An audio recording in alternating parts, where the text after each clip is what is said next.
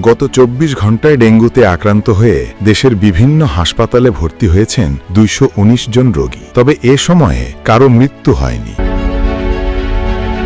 শুক্রবার ২৬শে সেপ্টেম্বর সকালে স্বাস্থ্য অধিদপ্তরের হেলথ এমার্জেন্সি অপারেশন সেন্টার ও কন্ট্রোল রুম থেকে পাঠানো বিজ্ঞপ্তিতে এ তথ্য জানানো হয়।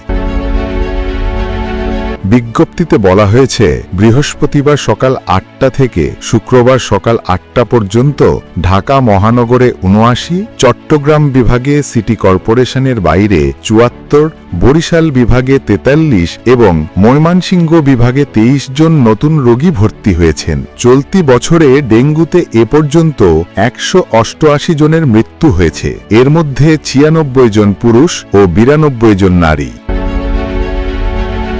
একই সময়ে সারা দেশে মোট ৪৪,৬৯২ জন রোগী হাসপাতালে ভর্তি হয়েছেন।